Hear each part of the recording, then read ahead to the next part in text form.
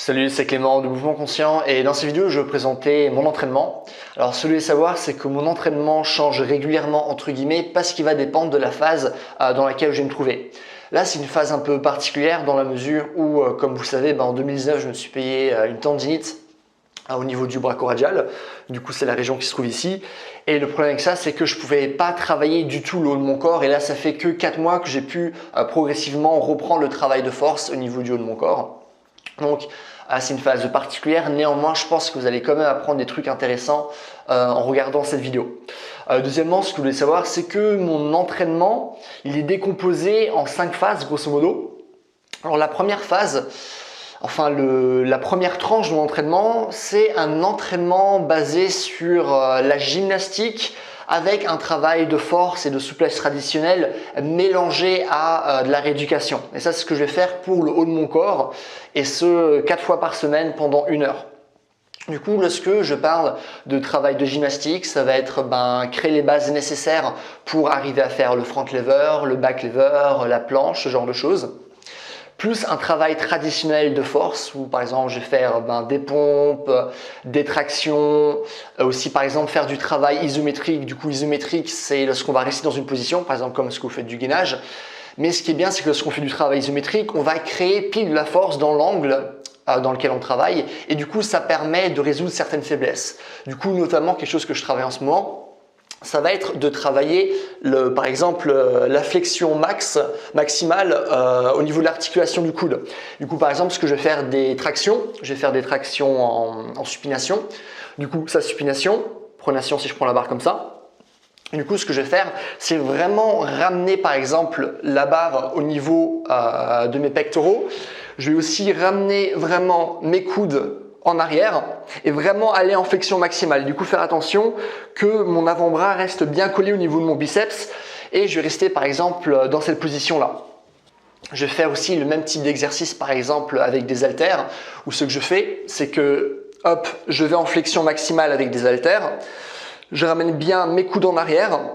L'haltère doit bien rester collé au niveau de mes pecs. Et ce que je vais faire, c'est que je vais descendre, hop, pour que mon torse soit parallèle au sol et je vais essayer de garder cette flexion maximale même en gardant la gravité. Je vais tenir 5 secondes et je vais revenir. Ça va me faire une rep et ainsi de suite. Et du coup ça me permet finalement de gérer un point faible précis du coup en flexion maximale au niveau du coude. C'est notamment aussi quelque chose qui va être très intéressant pour les gens d'entre vous qui ne savent pas faire de muscle up. Lorsque vous faites un muscle up, il faut justement avoir une bonne force maximale de flexion des bras pour pouvoir ensuite être assez bien placé pour faire justement une extension d'épaule et passer au-dessus des anneaux. Ok ? Parce que sinon, quelque chose que j'ai répété plein de fois, vous n'allez pas faire d'extension d'épaule, vous allez juste faire une extension de triceps, vous allez juste faire ça pour monter au-dessus des anneaux et du coup ça va être très compliqué et généralement les gens qui font ça n'arrivent pas à faire le muscle up ou les gens qui arrivent quand même à le forcer comme ça, c'est qu'ils ont une force vraiment énorme en extension des triceps. Ok ? Mais du coup voilà, travail de front lever, travail de back lever, travail de planche, vraiment créer les bonnes fondations, travail de force et de souplesse traditionnelle toujours au niveau du corps. Du coup pompe, traction, résoudre les faiblesses, ce genre de choses. Aussi du coup du travail de rééducation spécifique au niveau des avant-bras, je vous avais déjà fait une vidéo dessus. Du coup ça va être tout le travail de pronation, supination lestée, du coup déviation radiale, déviation ulnaire avec des poids toujours, ce genre de trucs.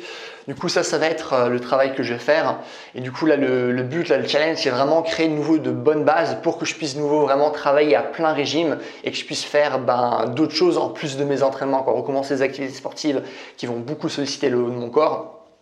Et du coup voilà, aussi le challenge, vu que ça fait longtemps que j'ai pu travailler le haut de mon corps, bon là ça fait 4 mois que j'ai pu du coup bien à nouveau travailler là-dessus.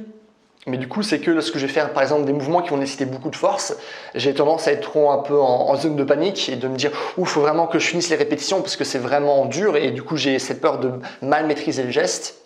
Ce qui fait que je suis beaucoup trop concentré sur le fait de réussir les répétitions, finir le protocole plutôt que de bien faire le mouvement.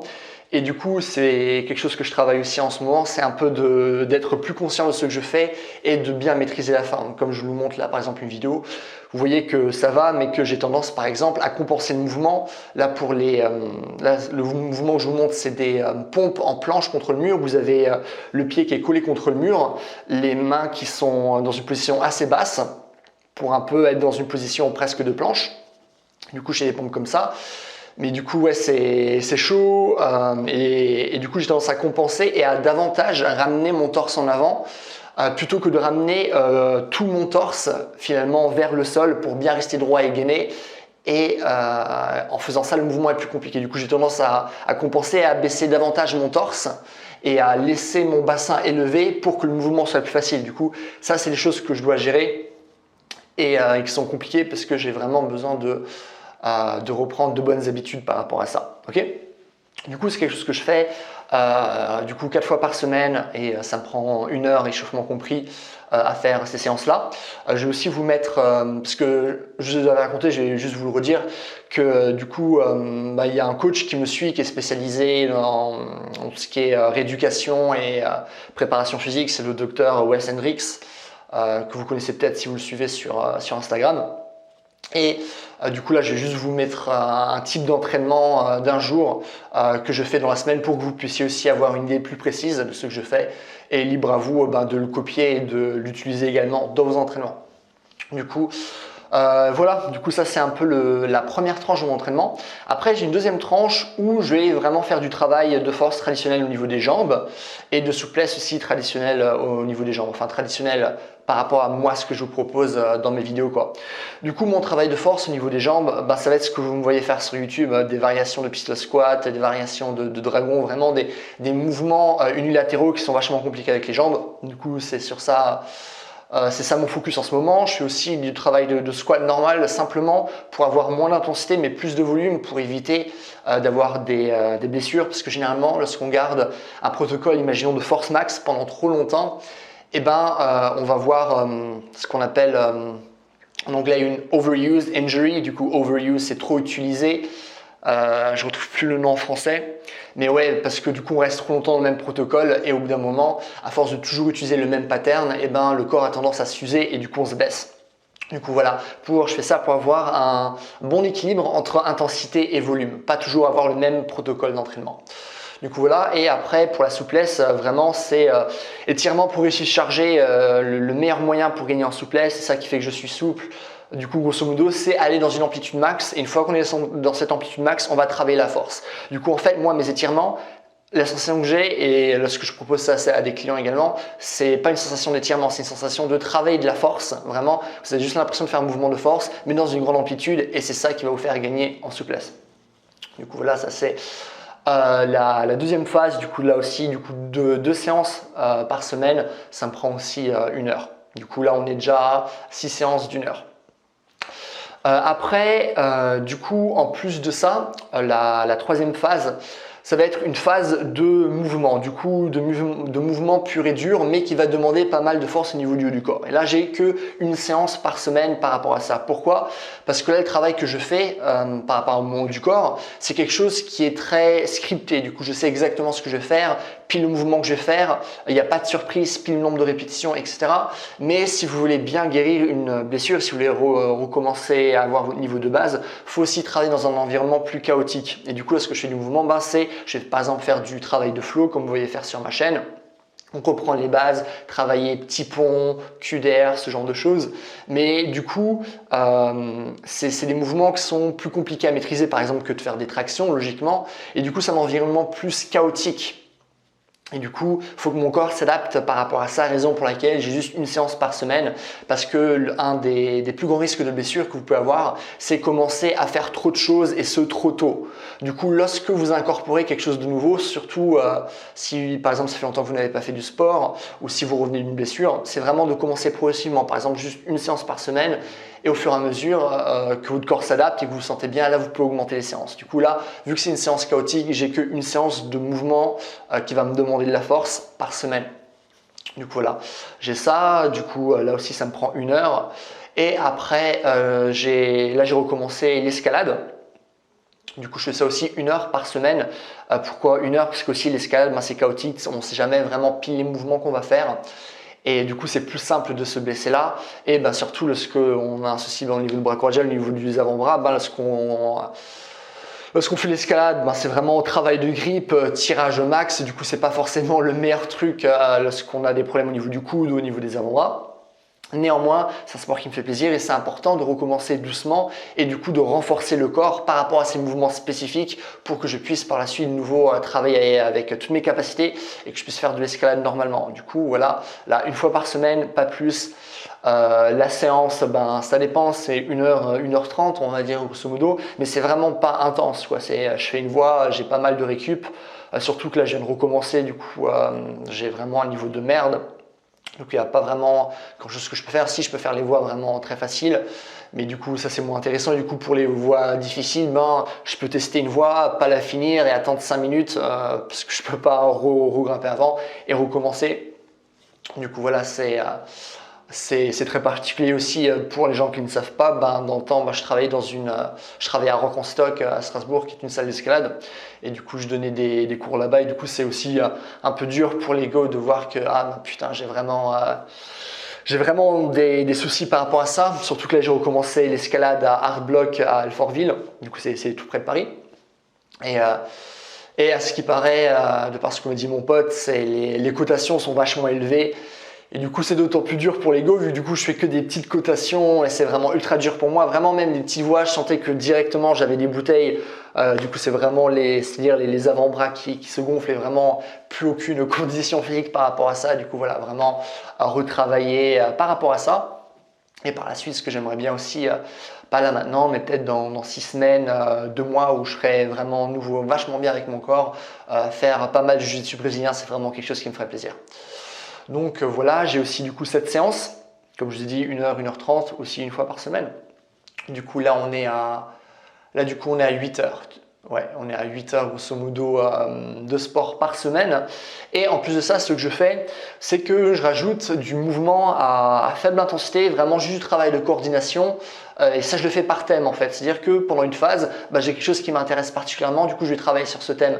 Là, quelque chose qui m'intéresse en ce moment, c'est ce qui est le travail de coordination plus fine avec les jambes et les pieds. C'est pour ça que vous m'avez vu faire les espèces de mouvements là avec le bâton sur mes pieds ou tenir l'équilibre, faire des pistol squats par exemple avec un ballon, avec une petite balle sur mon pied. Je vais aussi apprendre à jongler. Enfin, j'ai plein de trucs d'équilibre intéressants sur lesquels je travaille. Et du coup, ça, j'ai pas d'entraînement spécifique par rapport à ça. Je le cale juste quand j'ai envie. 15 minutes de libre un jour, je me fais ça, ça me fait plaisir. De temps en temps, je peux travailler 30 minutes, voire même 1 heure là-dessus, mais c'est vraiment quelque chose que je cale, ce que j'ai envie de le faire, quoi. J'ai vraiment pas d'obligation par rapport à ça.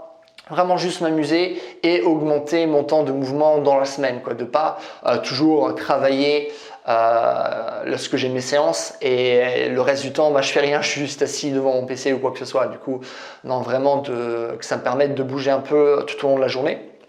Du coup voilà. Et ce que je fais, là beaucoup moins ces derniers temps.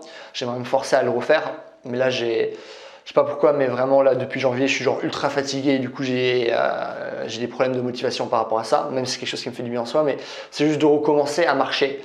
Vraiment, en 2019, je marchais beaucoup, je marchais limite au moins 1 heure tous les jours. Je me prenais un petit livre audio, j'allais au parc de Daumesnil à Paris et je faisais des tours comme ça. Il y a plein de parcs près de chez moi. Du coup, ça, c'est vraiment quelque chose qui est cool. Et du coup, voilà, même si je marche encore en semaine, mais je marche beaucoup moins.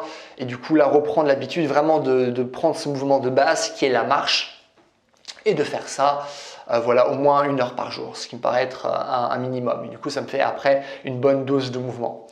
Après, il ne faut pas oublier que j'ai plein de temps libre, que j'ai pas de taf où je dois me lever ultra tôt. C'est moi qui, en tant que coach, qui gère mes heures comme je le souhaite. Du coup, bien sûr que ça va être plus facile pour moi que pour vous. Mais aussi après, voilà, c'est quelque chose qui a été important pour moi et du coup, je me libère du temps. Mais du coup, voilà. Pour cette vidéo, j'espère que ça vous a plu, j'espère que vous avez pu apprendre des choses que vous allez peut-être pouvoir intégrer dans vos entraînements. Et du coup, voilà un peu ce que je fais en ce moment. Ça va changer. Je pense qu'à partir du moment où je serai vraiment de nouveau fort au niveau de mes avant-bras, parce que j'avais une tendinite au niveau des deux bras, pas seulement d'un seul bras, au niveau des deux bras. Et du coup, même si ça va beaucoup mieux là maintenant, mais du coup, lorsque je serai vraiment en top forme, et ben là, mon entraînement va aussi changer. Je pense que j'aurai vachement plus de volume par rapport à des sports. Par rapport à des sports comme l'escalade, le jiu-jitsu brésilien. Ce que je rajouterais aussi, je pense, ça va être du grease the groove. Du coup, grease the groove, c'est une méthode où vous faites plusieurs fois dans la journée le même mouvement et ce tous les jours pour vraiment l'améliorer. Et du coup, c'est vraiment quelque chose que je vais incorporer aussi par la suite. Pour par exemple aussi faire le press handstand, quelque chose que j'aimerais faire. Là aussi, je ne l'ai pas dit, mais dans le travail de gymnastique, j'ai recommencé le travail de poirier, vu que ça fait longtemps, comme vous en doutez, que je ne l'ai plus fait. Et du coup, voilà, recommencer à travailler ces mouvements, les travailler à fond pour vraiment avoir un bon niveau. J'aimerais vraiment que 2020 soit l'année où je gagne aussi beaucoup en force, où je récupère ces mouvements de gymnastique comme le front lever, que je réussissais dans le passé, mais là, je ne réussis plus. Et d'apprendre la planche, ça c'est un mouvement que j'ai jamais réussi dans le passé et que j'aimerais apprendre. Là vers la fin de l'année serait cool. Et je vais aussi bientôt toucher mon pied, enfin mes pieds avec ma tête. Du coup, je progresse pas mal par rapport à ça au niveau souplesse. Et aussi cette année, finir avoir un grand écart qui est vachement bien, pas en passif, mais aussi vraiment en actif, vraiment bien gérer ce mouvement. Et du coup, ça c'est des choses qui vont être accomplies cette année. Je compte aussi travailler avec Hilderson Joachim. Je ne sais pas si vous connaissez, lui aussi sur Insta, qui est pas mal pour tout ce qui est travail de souplesse. Aussi, il est engagé en tant que coach pour progresser là-dessus. J'ai aussi plein d'événements prévus. Je compte aller voir Joseph Barthes cet été. Du coup, Joseph Barthes, c'est un étudiant d'Ido Portal, du coup, qui propose vraiment des choses très intéressantes en termes de mouvement. Je compte aussi aller voir encore Ido Portal cette année, de me faire au moins un événement d'Ido Portal par an. Et du coup, voilà, faire 2 événements comme ça et continuer à me former en fonction de l'argent que j'ai de dispo, parce que c'est pas toujours évident et ces événements sont toujours assez chers, quoi. Mais du coup voilà, j'espère que ça vous a plu. Si vous avez des questions, n'hésitez pas à me les mettre dans les commentaires. Je réponds à tout le monde comme d'habitude, vraiment, quoi que ce soit, force, souplesse, n'hésitez pas, je réponds à tout le monde. Et voilà, c'est tout. Si vous voulez aussi un peu récupérer le genre de structure que je propose, que moi j'utilise dans mes entraînements, n'hésitez pas à aller sur mon site et voir mon programme en ligne, c'est le premier lien dans la description, vu que là justement je parle de comment développer de la force, de la souplesse, je vous parle justement des étirements progressifs chargés, où j'ai vraiment la liste de tous les étirements et de tous les mouvements que moi j'utilise pour mes entraînements. Du coup, c'est quelque chose qui peut vous intéresser. Je parle aussi du coup de force, de vitesse, d'endurance, de posture, de blessure aussi. Si vous avez du mal à récupérer de vos blessures, j'ai vraiment des choses très intéressantes où j'ai repris la plupart des études importantes qui ont été faites sur la rééducation, les blessures, et que j'ai résumé pour que vous puissiez soigner vos douleurs chroniques ou vos blessures. Et j'ai aussi un programme d'entraînement sur 4 mois qui est dedans, et c'est vraiment un programme que j'améliore toutes les années. Du coup, vraiment, c'est quelque chose qui vous intéresse, n'hésitez pas à aller sur mon site. Et voilà, moi c'est tout, passez une bonne journée, bye.